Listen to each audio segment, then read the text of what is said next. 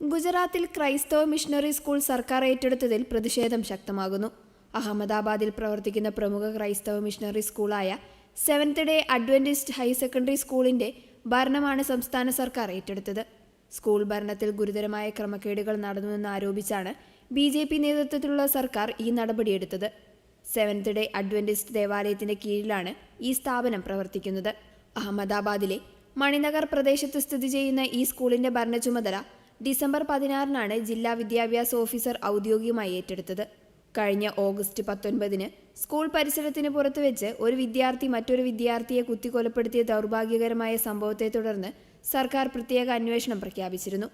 ഈ അന്വേഷണ റിപ്പോർട്ടിന്റെ അടിസ്ഥാനത്തിലാണ് ഇപ്പോഴത്തെ നീക്കം. പുസ്തകങ്ങൾ, യൂണിഫോം എന്നിവയുടെ വിൽപ്പനയിലൂടെ മാനേജ്മെന്റ് അമിത ലാഭം ഉണ്ടാക്കുന്നുവെന്നും ഇത് വിദ്യാഭ്യാസ നിയമങ്ങൾക്ക് വിരുദ്ധമാണെന്നും സർക്കാർ വാദിക്കുന്നു. മതിയായ അനുമതിയില്ലാതെ സ്കൂളിൽ രാവിലെയും വൈകുന്നേരവുമായി ഷിഫ്റ്റ് അടിസ്ഥാനത്തിൽ ക്ലാസുകൾ നടത്തുന്നു എന്നിവയാണ് സർക്കാർ ഉന്നയിക്കുന്ന ആരോപണങ്ങൾ.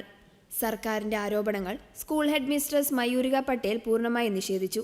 46 വർഷത്തെ പ്രവർത്തന പാരമ്പര്യമുള്ള സ്കൂൾ എല്ലാ സർക്കാർ മാനദണ്ഡങ്ങളും പാലിച്ചാണ് പ്രവർത്തിക്കുന്നതെന്നും ഗുജറാത്ത് ഹൈക്കോടതിയിൽ ഈ തീരുമാനത്തെ ചോദ്യം ചെയ്യുമെന്നും അവർ വ്യക്തമാക്കി.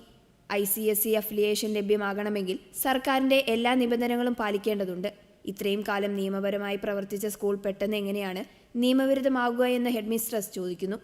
മനുഷ്യാവകാശ പ്രവർത്തകനായ ഫാദർ സെഡ്രിക് പ്രകാശ് ഉൾപ്പെടെയുള്ള ക്രൈസ്തവ നേതാക്കൾ സർക്കാരിന്റെ ഈ നടപടിയെ ശക്തമായി അപലപിച്ചു. ഒരു വിദ്യാലയത്തിൽ നടന്ന ദൗർഭാഗ്യകരമായ സംഭവത്തെ വർഗീയവൽക്കരിക്കാനും ന്യൂനപക്ഷ സ്ഥാപനങ്ങളെ തകർക്കാനുമുള്ള ബോധപൂർവമായ ശ്രമത്തിന്റെ ഭാഗമാണിത്. 1979-ൽ കേവലം 18 വിദ്യാർത്ഥികളുമായി ആരംഭിച്ച ഈ വിദ്യാലയത്തിൽ ഇന്ന് 11,000-ലധികം വിദ്യാർത്ഥികൾ പഠിക്കുന്നുണ്ട്.